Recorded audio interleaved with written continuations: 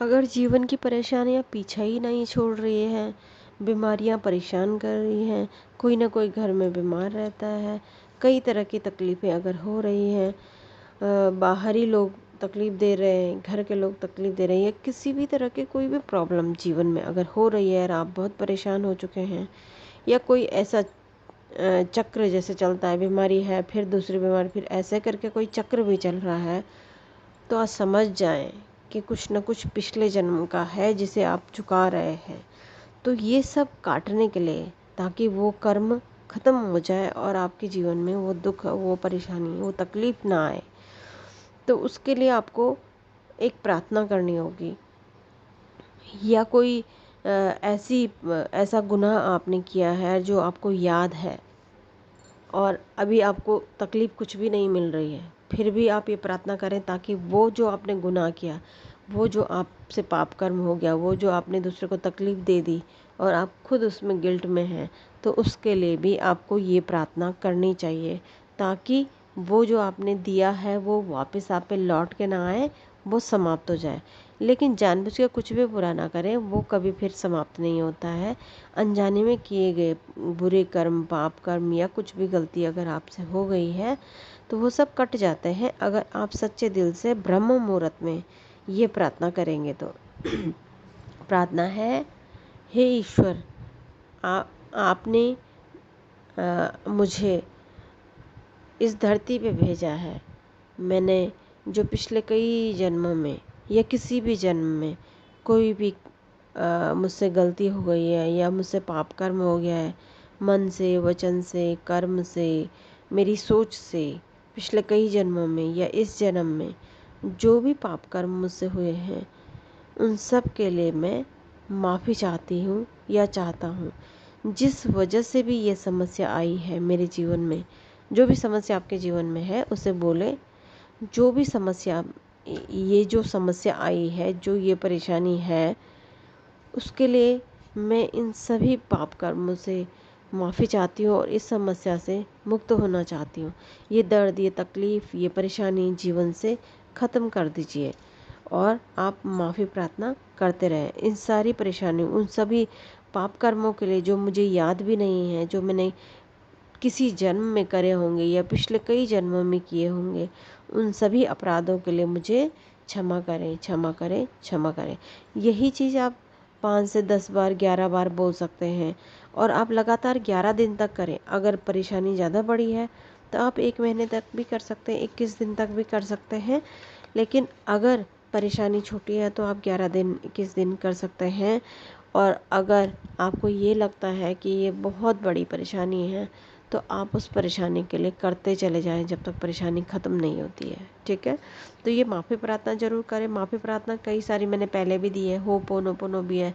अगर रिश्तों में गड़बड़ हो रही है, रिश्तों में उलझनें हो रही हैं, दिक्कतें आ रही हैं, घर में लड़ाई झगड़ा क्लेश हो रहा है, तो होपोनोपोनो प्रेयर करें। और मनी में की प्रॉब्लम है, मनी ब्लॉक हो रखा है, नहीं आ रहा है, किसी तरह की नेगेटिविटी है, तो उसके लिए भी आप होपोनोपोनो कर सकते हैं। ये भी बहुत पावरफुल होता है। इसमें ये भी कहें, जब आप माफ़ी प्रार्थना कर लें तो उसके बाद ये कहें, हे हे ईश्वर, हे परमपिता परमेश्वर, मैं आपकी शरण में हूँ। मैं जैसी भी हूँ, जैसा भी हूँ, आपकी शरण में हूँ और मेरी इस समस्या का समाधान आप कर दीजिए। मेरी इस समस्या को समाप्त कर दीजिए। इस तरह से आप प्रार्थना करेंगे, है ना? तो ये थे पाप नाशक प्रार्थना, यानी कि पापों को समाप्त करने वाली प्रार्थना। जो हर मनुष्य ने कुछ ना कुछ गलतियां की होती हैं, कुछ ना कुछ पाप कर्म उससे हो जाते हैं, कुछ ना कुछ ऐसे अपराध हो जाते हैं जो इंसान को पता भी नहीं होते हैं। तो पाप कर्म, अपराध या बुरे कर्म सिर्फ मनुष्यों तक ही सीमित नहीं होते हैं। अगर आपने वनस्पतियों को भी दर्द दिया, तकलीफ दी, पशु पक्षियों को तकलीफ दी, दर्द दिया, या किसी को भी ऐसी धार्मिक जगह में आपने किसी धार्मिक किताबों का भी आपने अपमान किया या ईश्वर के प्रति भी आपने गलत भाव रखे, तो सब पाप कर्म में ही काउंट हो जाते हैं।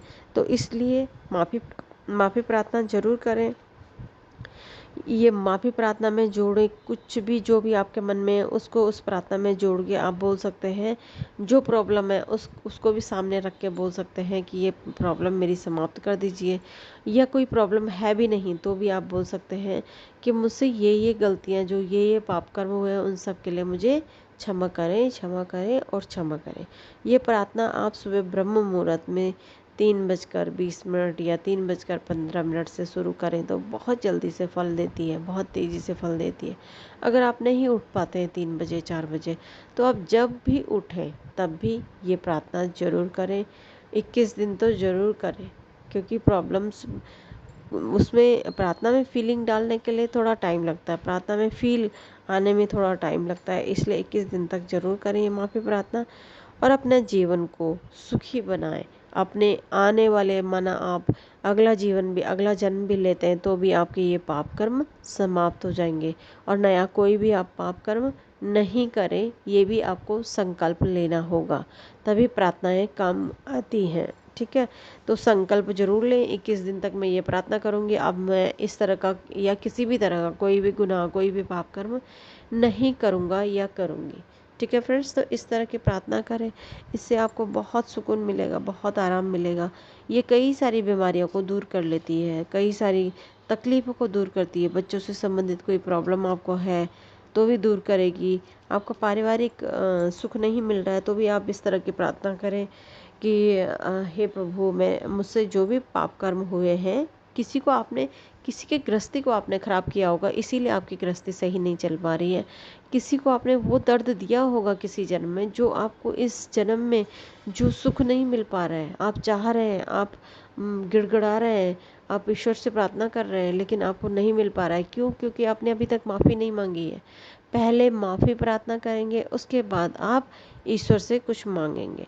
ठीक है फ्रेंड्स, तो इस तरह के तरीकों से अपने जीवन को सुखी करें, पाप कर्मों को समाप्त करें। अपने अपने परिवार को सुखी रखने का एकमात्र बहुत ही सरल उपाय है, ये बहुत ही सरल तरीका है। ज़रूर से ये करें और सुखी रहें।